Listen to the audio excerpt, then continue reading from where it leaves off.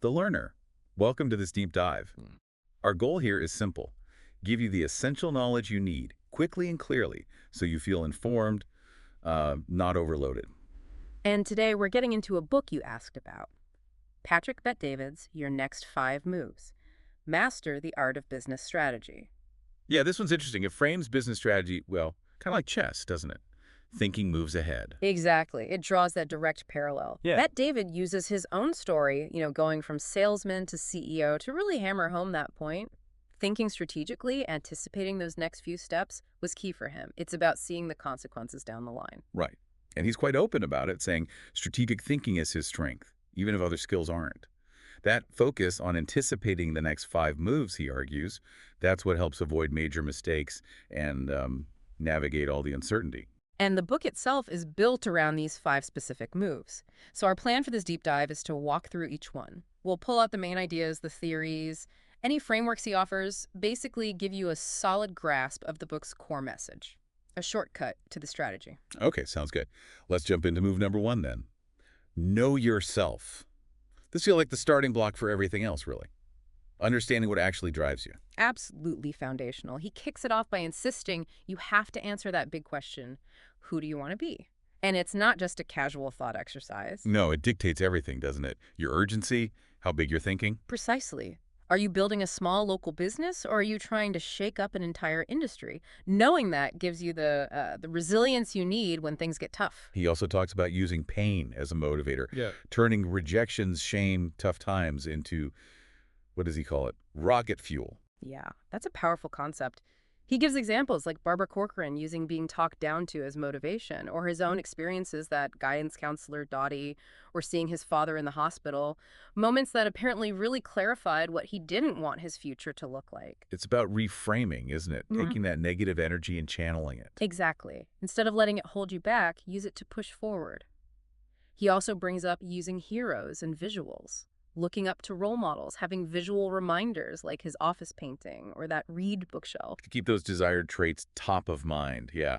Like having an imaginary board of advisors based on people you admire, what would they do kind of thing. Right. Consciously shaping who you aspire to be. But then there's a crucial warning. The danger of comparing yourself to others. Yes.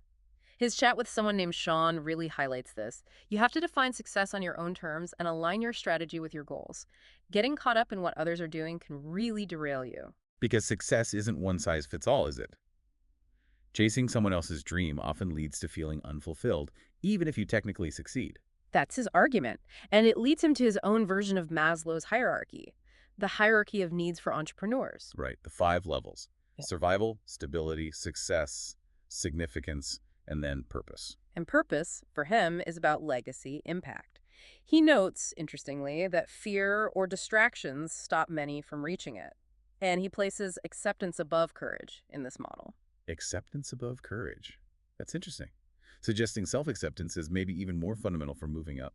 Seems to be the implication, which ties neatly into the personal identity audit he mentions. Oh yeah, the 83 questions from a friend that he found transformative. There's a shorter version in the book, I think. There is, and the real value there seems to be the structured self-reflection, taking the time, using those prompts to see patterns, understand your own role in obstacles and solutions. So it's a tool for deep self-awareness. Pinpointing values, motivations, what environments work for you. Basically analyzing yourself as your primary asset. Exactly that. Then he gets into BHG's big, hairy, audacious goals. Those long-term stretch goals. But he cautions about communicating them, right? Based on his early insurance experience. Yes, context is key. Having a BAG is important for direction, but shouting it from the rooftops without considering your audience can backfire. Like his goal of 500,000 agents right after the 2008 crash. Right. The carriers he needed were focused on survival, not massive expansion.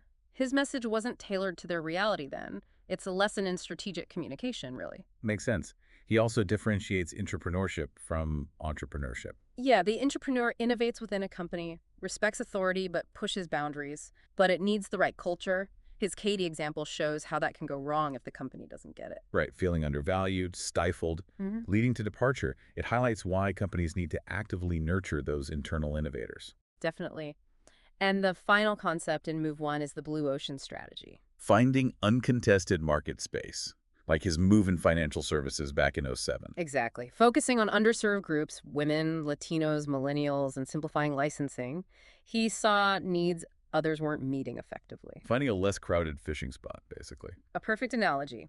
He identified demographic shifts and tailored his approach. That's move one in a nutshell. Deep self-assessment, understanding motivations, and aligning your vision with the market reality. Okay, great foundation. Let's move on to move two. Learn how to process. This feels like shifting gears from the internal to external skills, problem-solving, decision-making. Precisely. The core idea here is that it's not what happens to you, but how you process it. He argues most failures come from rigidly sticking to old ideas, refusing to learn from events. Better strategic thinking means better decisions. He uses his own experience with panic attacks triggered by indecision as an example. Yeah, a really personal illustration. It wasn't the workload, he says, but the inability to process, to stop second-guessing decisions that caused the real issue. And that leads to his 5 levels of processing. Right. Strategies, poise, over-under exaggeration of crises, and seeing those 5 moves ahead, the main point. Your reaction to a crisis is what really shapes the outcome. Which brings us to a very practical point. Embracing math and investment time return, or ITR. Yes, moving away from purely emotional decisions, using data, considering not just the money, but the time investment required for a return. So ITR is basically asking, if I spend X dollars and Y hours on this, when will I break even and what's the likely return over Z time? Is that the gist? That's the essence of it. Get multiple proposals, calculate the total cost, project the timeline realistically, know your break-even point before you commit. It's about grounding decisions in numbers and timeframes, not just gut feel. He also uses the solve for X analogy, like algebra for life's problems. Yeah, finding the root cause, the unknown variable, instead of just treating symptoms. He suggests dissatisfaction often comes from using broken formulas, outdated ways of thinking or acting. That's a useful frame. Dig deeper to find the real issue. He also touches on offense versus defense in business moves. Briefly, yes. Offense for growth, revenue. Defense for fixing problems, mitigating risk. Simple but important distinction. And he wraps up this move by saying doing the math is more art than science, referencing the Alice Trelecky example. Right, processing those policy applications. The numbers alone might point one way, but factoring in projected growth, customer satisfaction, agent loyalty, the bigger picture revealed a different, more strategic choice. So it's analysis plus foresight, rigor plus judgment. Exactly. It needs both. All right, that brings us to move 3. Build the right team. Shifting focus again, this time to people. Scaling requires a team. Absolutely. You can't scale significantly alone.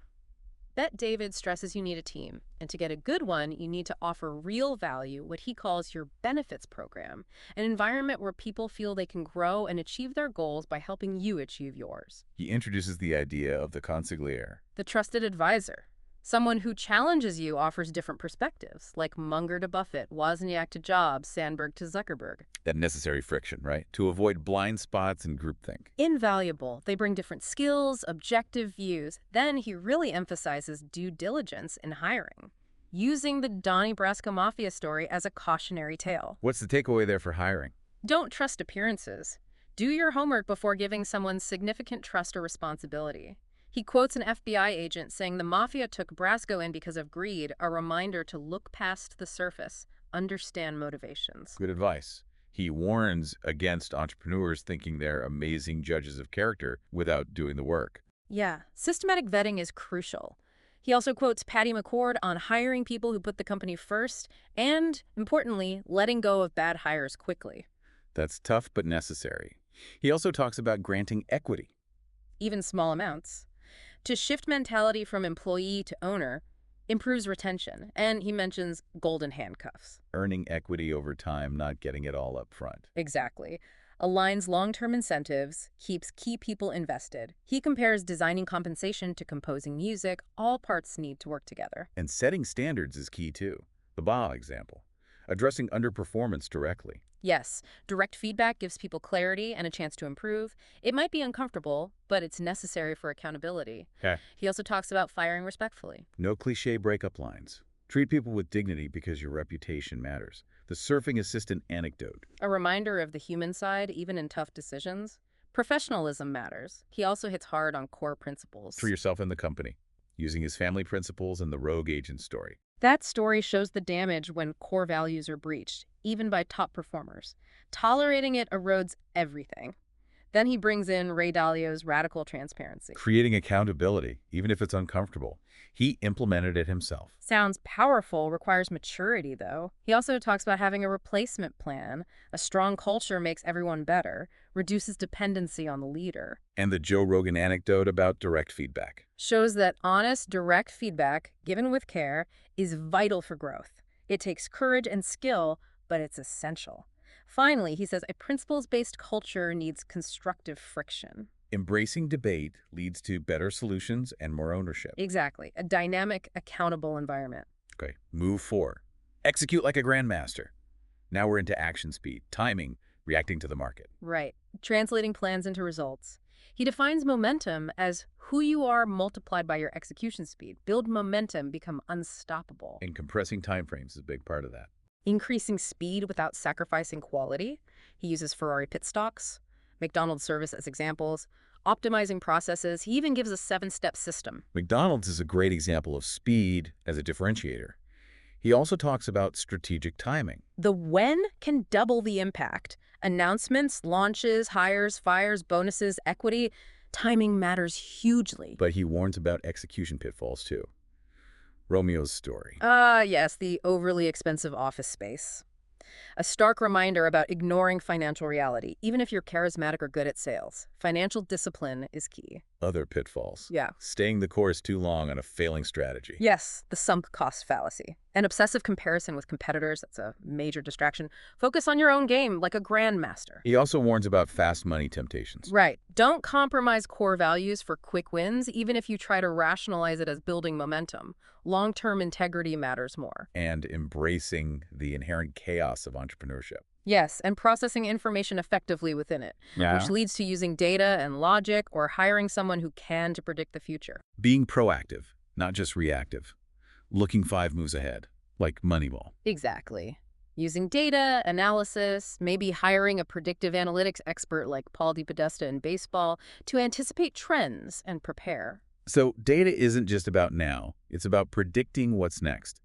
Identifying leaks, trends, Finding inefficiencies, seeing patterns, and using data to drive behavior change like those baseball cards for his agents. How did those work again?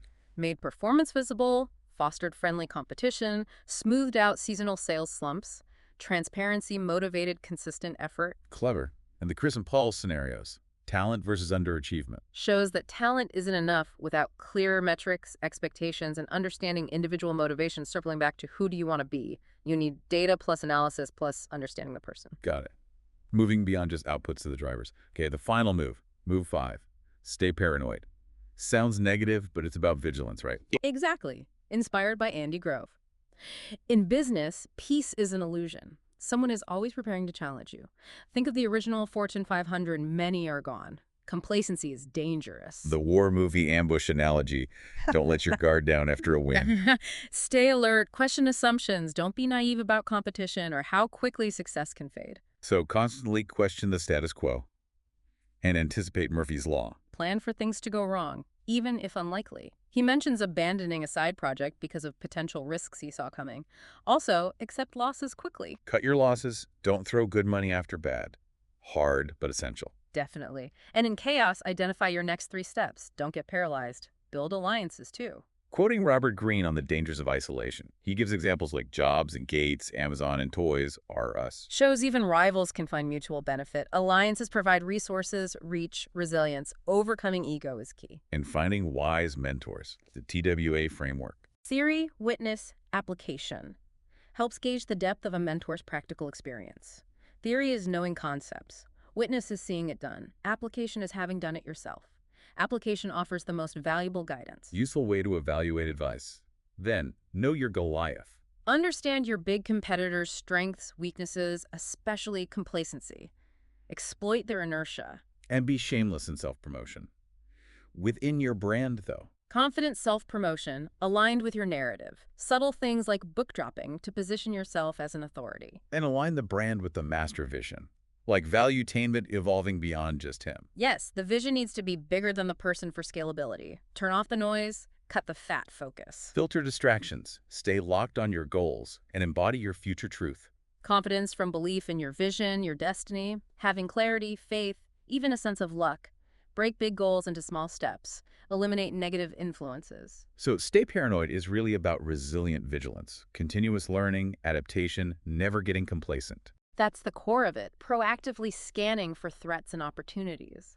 So pulling it all together, the 5 moves are interconnected, aren't they? Know yourself fuels processing, which informs team building, enabling execution, all while staying paranoid. It's a complete system. He even brings in lessons from studying unconventional sources like mobsters Right, for selling, negotiation, influence. and cultivating power through long-term thinking, humility, service, understanding motivations. It all weaves together into this strategic framework. It's quite comprehensive. Well, for you, the learner, hopefully this deep dive gives you a really solid handle on the core ideas in your next 5 moves. It definitely makes you think. Now that we've laid out these 5 moves, what's the first strategic shift you might consider for yourself? Because the book's final message is pretty clear, isn't it? Business is a constant strategic game. Staying ahead demands that continuous learning and adaptation that Bet David argues for so strongly. Indeed. Thank you for joining us on this deep dive, The Learner. We hope it's been a valuable shortcut to understanding Patrick Bet-David's strategic thinking. Let us know your thoughts, and feel free to suggest other sources for future deep dives. Until next time, stay curious, stay informed.